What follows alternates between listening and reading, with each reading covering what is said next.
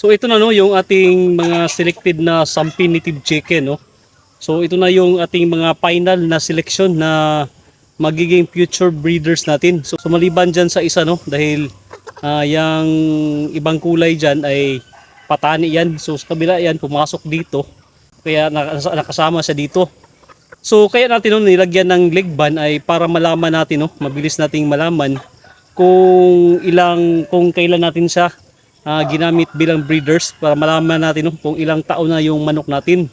Dahil ang propose natin dito no ay 2 years lang yung mga inahin natin ay ikakal na natin siya after 2 years. Ito tayo kukuha no na magiging mga future breeders natin dahil na identify na natin ito kung saan sila galing na mga breeding pen. So sa pamagitan nito dahil may permanent marker sila no sa kanilang mga paa dahil naka 2 pans no yung kanilang paa ay maiiwasan natin yung tinatawag no na intensive inbreeding kung saan ay maiiwasan natin no na mabilis na magkakasakit na yung mga manok natin.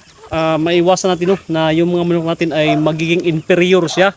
So dito sa pamagitan nito no ay ma-maintain natin yung homozygosity ng ating mga future na mga Sampi native chicken no. Yung magiging mga future offspring no ng ating mga Sampi native chicken, ma-modify pa natin sila no. Mas kaganda pa lalo yung mga produce natin dito. So ito no ay bali 6 na lalaki no yung kinuha natin dito. Tapos 15 na mga babae. So dito sa kabila, so dyan no ay hindi pa tayo nakapag final selection dyan. Siguro no mga sa susunod na linggo ay mag final selection na tayo dyan. So lalagay na rin tayo no ng leg band para dyan dahil yan ay meron pa mga patani na nakahalo. So next week ay kukunin natin no yung mga patani tapos isasama natin sila dito sa kabila para sa final no na selection ng ating mga breeders. Ayan yung mga unang batch no na minarkingan natin. Ang problema lang ay doon natin minarkingan no sa kanilang mga kuko. Tapos paglaki nila ay tumubo no yung kanyang mga kuko. So hindi natin talaga ma-identify dyan kung aling breeding pen sila galing. So mula dyan ay 2 lalaki lang no yung kukunin natin. Tapos ang mga inahin dyan ay yun ay sisilikan natin no. Ang magiging offspring dyan ay gagawin lang natin no para pang katay, pang meat purposes. Dahil hindi natin no identified kung saang breeding pen natin sila nakuha dahil sa yung markings nila ay nawala no dahil sa kukulang yung tinanggal natin.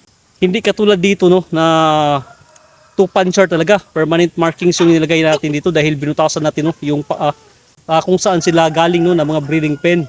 Sa pamamagitan nito no ay maiiwasan natin na magkakapatid yung mga nabibreed natin. Ito na no yung mga pamamaraan natin dito sa ating breeding program para maiwasan natin no yung disadvantages ng inbreeding dahil inbreeding kasi yung gamit natin dito no na breeding program dahil gusto natin no na purified talaga yung ating Sampi native chicken na lalabas dito sa ating farm.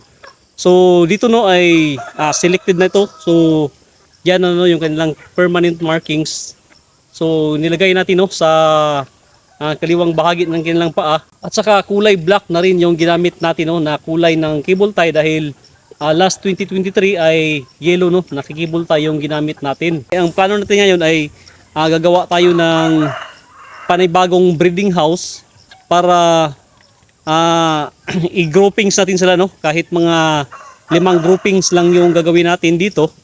Tapos doon tayo no kukuha ng mga future breeder naman natin